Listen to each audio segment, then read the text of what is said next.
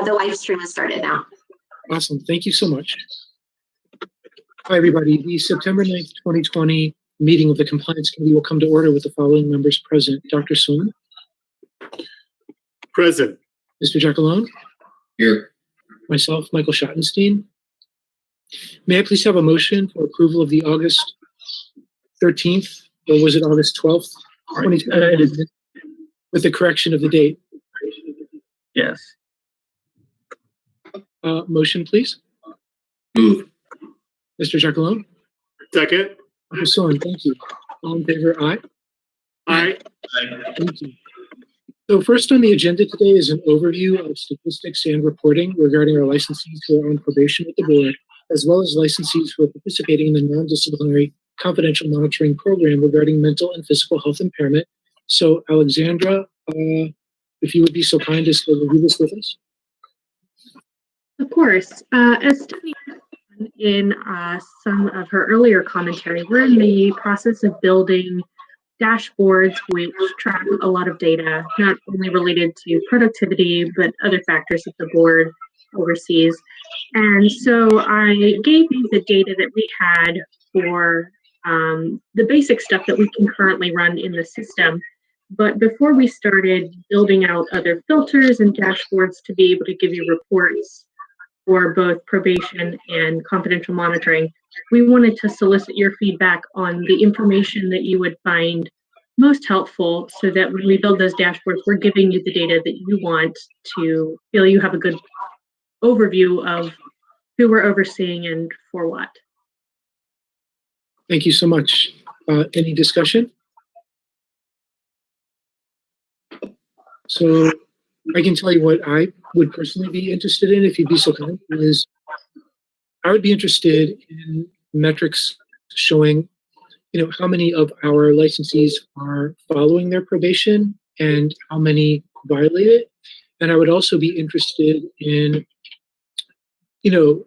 same thing with the confidential monitoring program, is that, is everybody maintaining their compliance, or are people, non-compliant? And in terms of the licensees we're monitoring for chemical dependency, I'd be glad to know what our relapse rates are, right? Which is to say, what percent of our licensees essentially navigate the program successfully, and which ones, and which ones relapse. Any other discussion?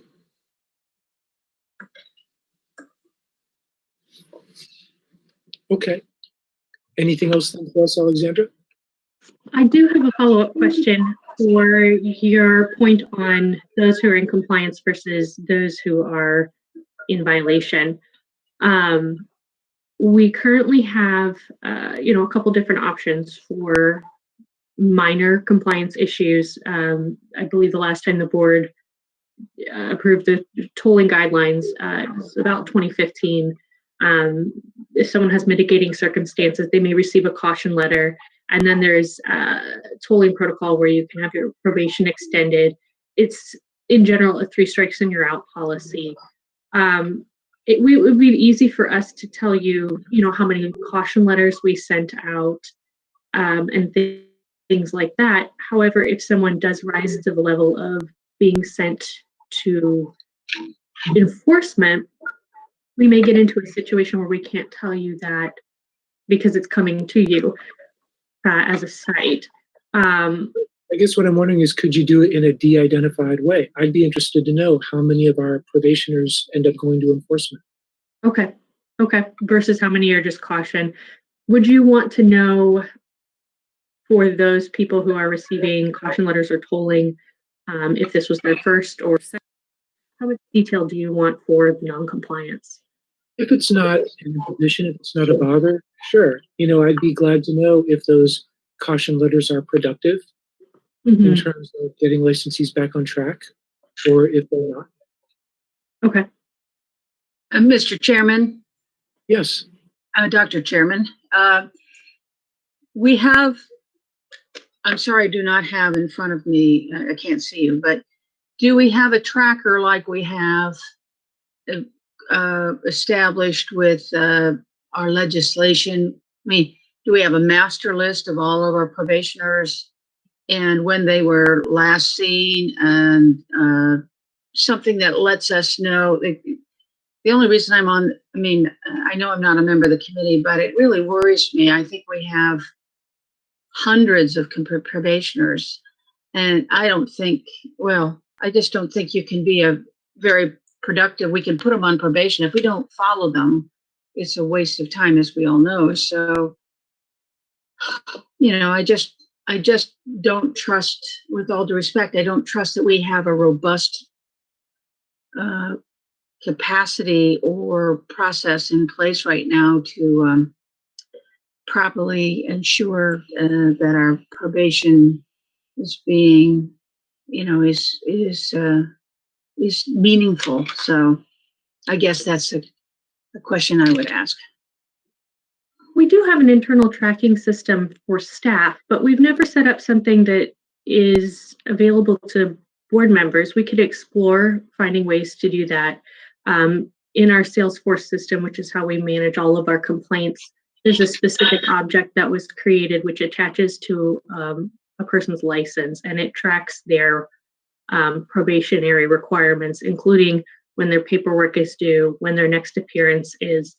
So we run reports off of that to determine who comes in each month to meet with staff, who is going to be eligible for release if they remain compliant, and when.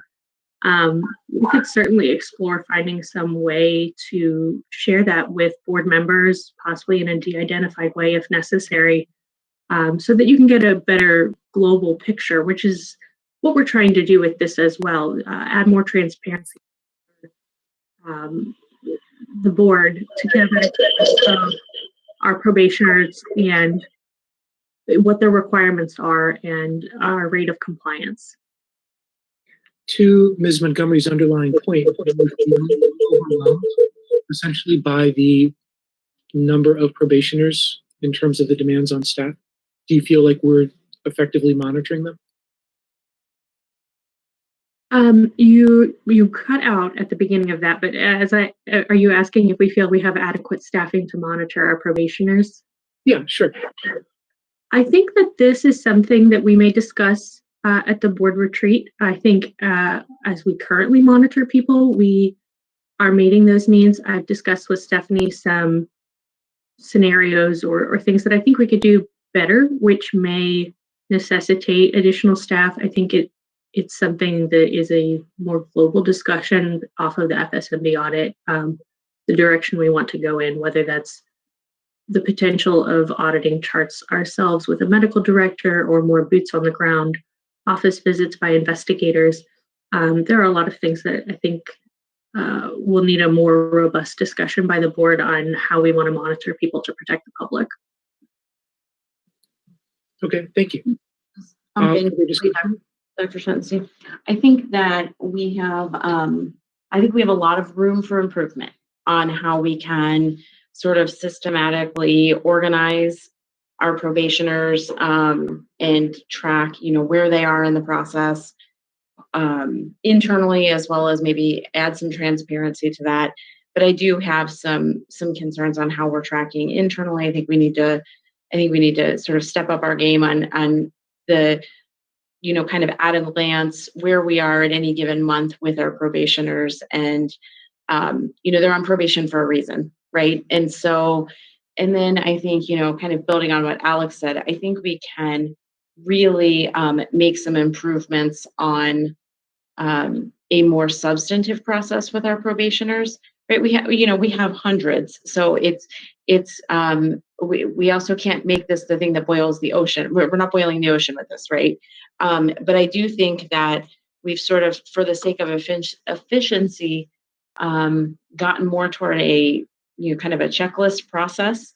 And I think we can add a little bit more substance back into it, whether that is those on-site visits, whether that's being having more detail and more meat sort of behind the practice monitors and how they're working with their practice monitors, really tracking where we're having if we're having relapses, and just sort of making it not an assumption that once their time is up with probation, their time is up, right? Like really, let's make this really meaningful so that probation means something, right?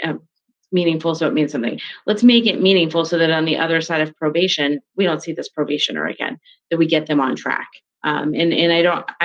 It's something I think, just over time we know more. And so I think we can do more. Thank you so much, Dr. Swan. Yes, thank you. I appreciate all those comments, Stephanie. I mean, we are a compliance committee, right? So, I mean, anything we can do to enhance compliance would be helpful.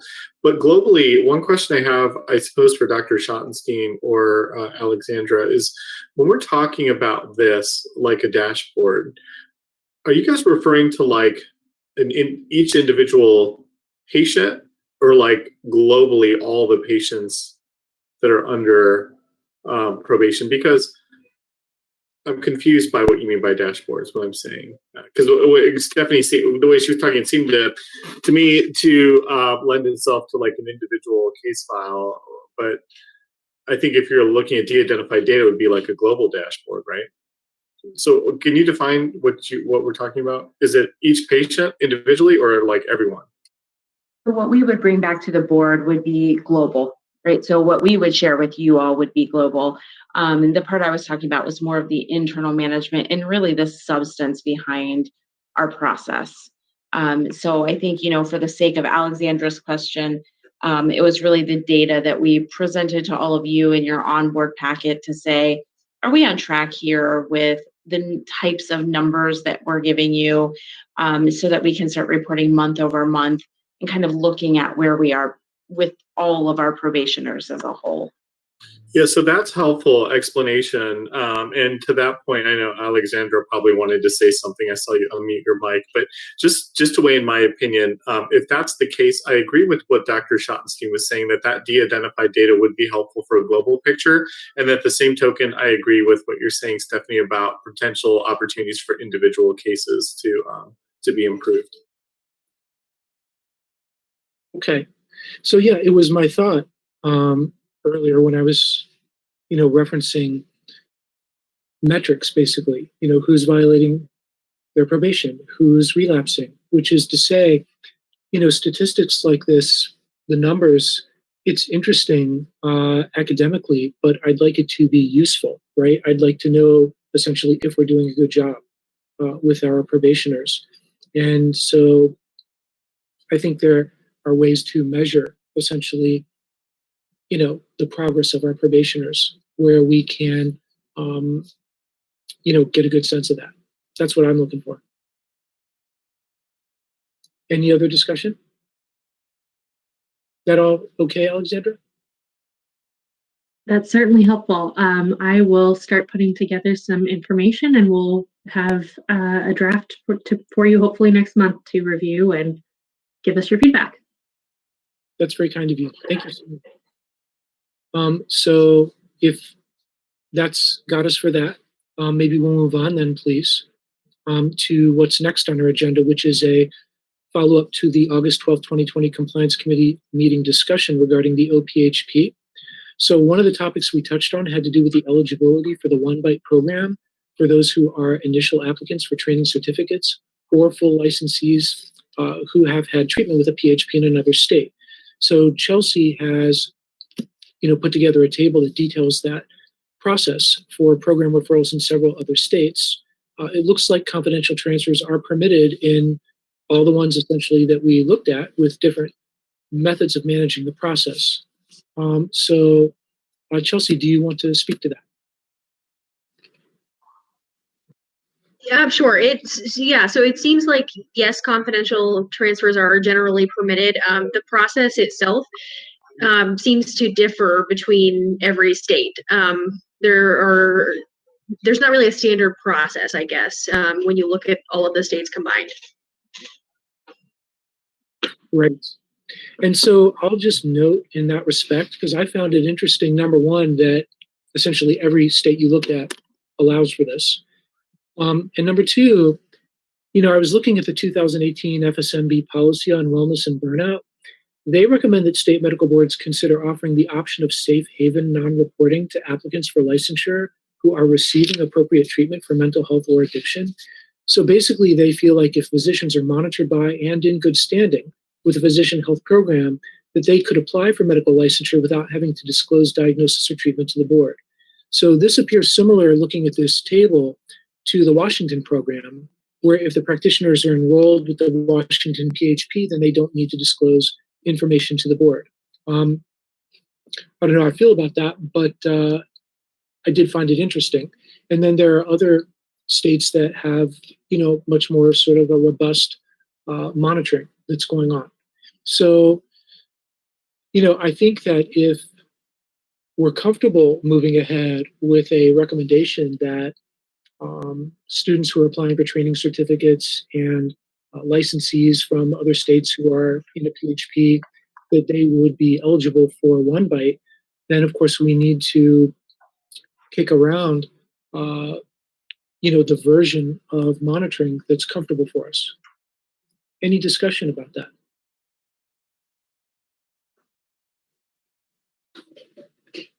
Stephanie. My question, and Chelsea, I apologize. I should have asked you prior to today.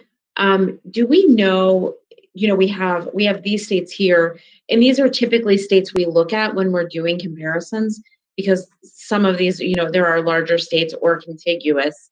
And so do we know, is this the entire list of states that offer this for applicants, or did we take a sampling to begin with? So first of all, shout out to Kelly Long for helping me with this information. She did, a good deal of work in contacting her counterparts to figure out how the processes worked in the other states. So these states are states that, like you said, are contiguous to Ohio, and then the larger states and states that Kelly has good relationships with.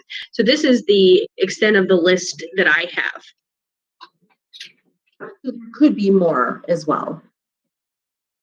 Yeah, there certainly could be more, and I can work on getting, fill in the gaps here if that's something that, the committee would like. Thank you. Other discussion? Bob. I guess it begs the question of how confident we are in another state's monitoring program, really, when it gets down to it, right? So unfortunately, we have 50 variations of that. And I guess the question is, do we want to rely on it? And I struggle with that. And secondly, there's the other section where the out-of-stater comes into our state, and all of a sudden now they're in our monitoring program, and then we have to decide, do we feel comfortable not knowing what's going on and just turning them over to the Ohio group? That's a tough one. I mean, it's even inconsistent. Look like New Hampshire, if you're in the compact, you get kind of a pass, but if you're not, you kind of go under the New Hampshire version, which is kind of interesting too. So they're kind of dicing and slicing it too. I'm not sure how comfortable I feel with this, quite honestly. I guess it's hard to say, do we trust the other programs? I just don't know enough about them to trust them. And then, we're really going to do a 50-state survey on here either to figure out, okay, New York's in and Idaho's out. I don't know. I guess I'm struggling with what we do this. We take it on faith or just say no is really what it's getting down to now. And I don't know the answer to that, how comfortable we feel. Maybe the answer is take it on faith. I don't know. I struggle a little bit with this one. I'm not sure. I had similar concerns actually when we first spoke to Kelly, and I voiced them, Dr. Bechtel and myself, spoke with her, with Stephanie, because essentially, we're in a position of granting the license, and then crossing our fingers, right? And so that's the part that, and I think it dovetails with your concern as well, which is we grant the license as part of the process of taking them into our program. If all of a sudden it turns out that it's not a good fit, barn door is closed, right? We've already granted that license, and now we have to sort of go down that road. So I also would be glad to know if there's a way to,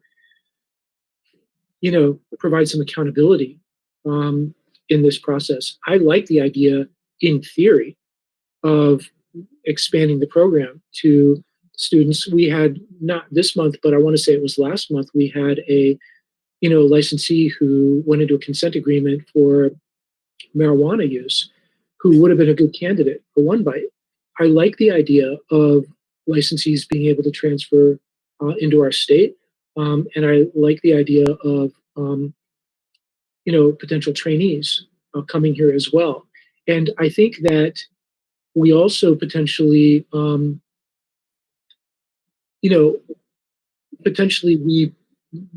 we are not in as advantageous of a situation as we'd like to be, because to not have this program excludes a lot of licensees who are otherwise qualified and simply managing this problem, right?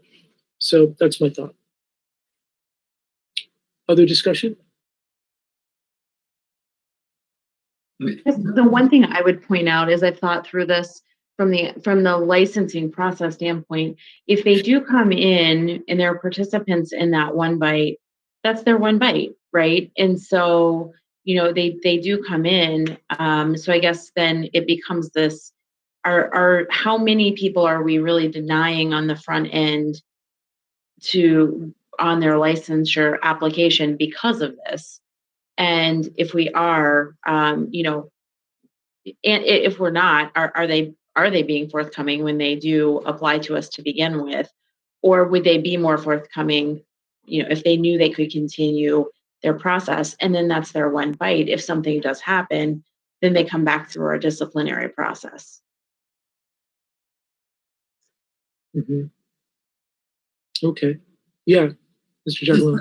I guess procedurally, is there any way we can work it so, like the marijuana example is a good example, right? I mean, I think all of us would be like, yeah, okay, that probably holds. I mean, is there any way to set the criteria for the One Bite determiners over at was it OHAP or whatever they are, to say, okay, this is the ones that fit, this is it, and also if you lie, we basically get the opportunity to rescind you. I don't know if that's even possible because there might be a due process piece in there, but is there some way to put this brakes on it? Because we may get somebody who's going to lie, and then we find that out after the fact, and all of a sudden, boom, they got a license. That's the problem, right? But I mean, if we can give them criteria like the marijuana one, that's simple. There's some way to do it, but it's narrow. Maybe that's a workaround. It's not perfect, but it puts at least some safety parameters in the decision-making process. I don't know if those are even doable. So that we would have some knowledge about that applicant having gone through that, maybe even confidentially, so that we're monitoring it internally. Yeah, we can think about that. And also, again, look at what some other states have done to, on their own tracking mechanisms, right? Are they just blindly turning those folks over to the new state, or accepting those folks, or are they working with their licensing board to make the licensing board aware of those? So we can look into that, right? Yeah. And again, just and we do get this question quite a bit from licensees, or from applicants, but and we get lost in this conversation. For anybody who's joining this meeting midstream or watching it later, just to be clear, we are not doing this now. We are not doing any sort of One Bite participation for applicants right now. So, if I may, I just am curious too if this conversation pertains to our non-disciplinary track, because I think when I think about OPHP and One Bite, I think about chemical dependency, right? If somebody is in a non-disciplinary program to monitor mental or physical health impairment in another state, can they confidentially transfer into our confidential monitoring program at the board?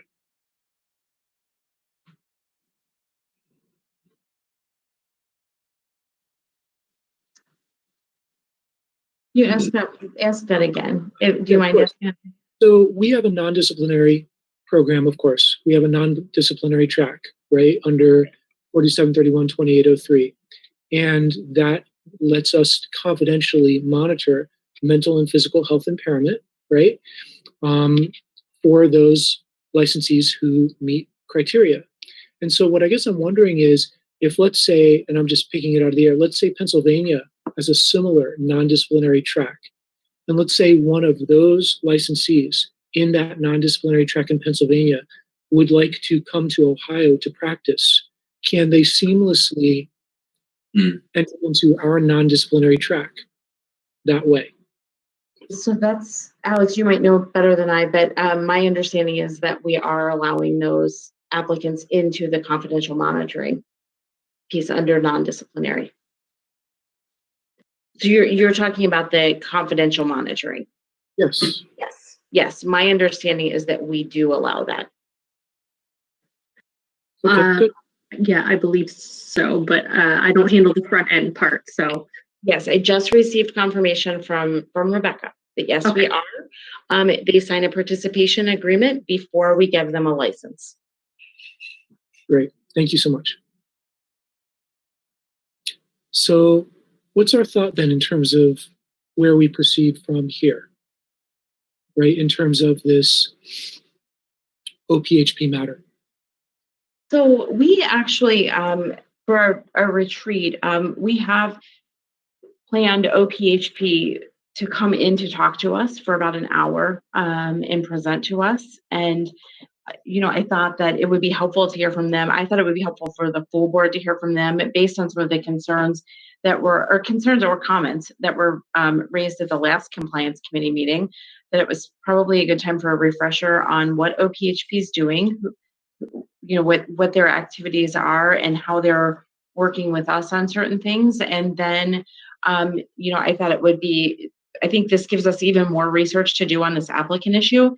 This is a big issue. This is a big, this would be a big change for us. And I think we need to really make sure we're researching this the right way and thinking through the issues the right way.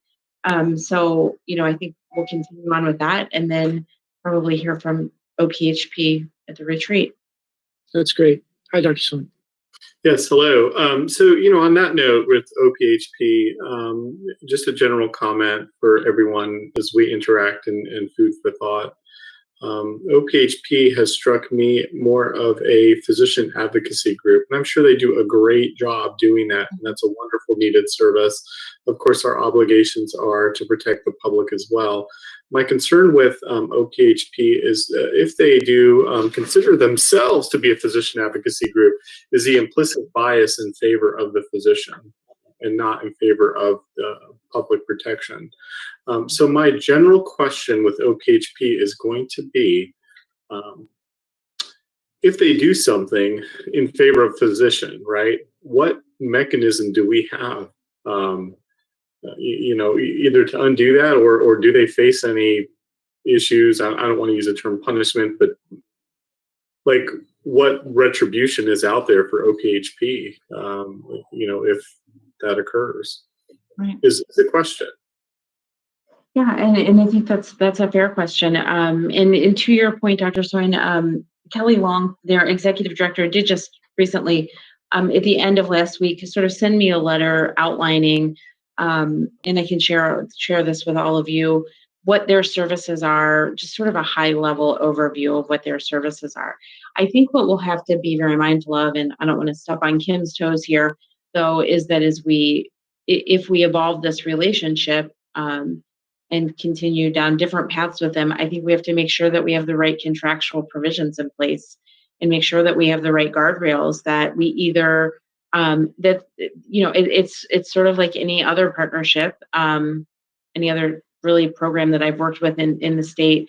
You have different requirements that they have to follow, and if they don't follow those, then there are out clauses, there are penalties, there are I think I do think they understand very much what we're asking of them to keep the public safe. I think they want us to keep the public safe as well.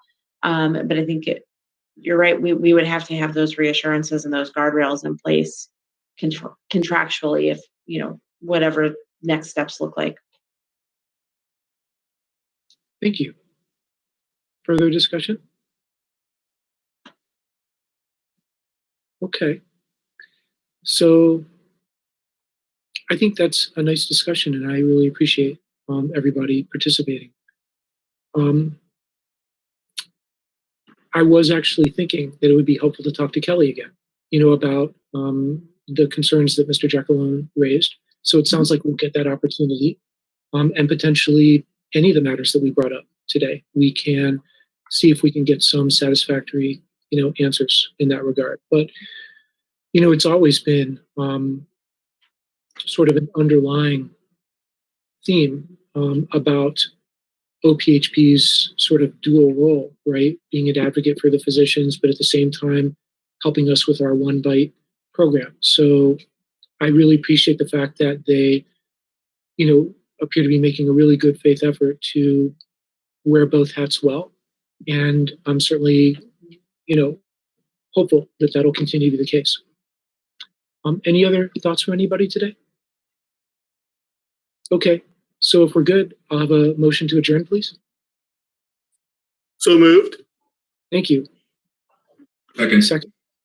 Thank you so much. All in favor? Aye. Aye. All right. Thanks so much, everybody. Thanks, everyone.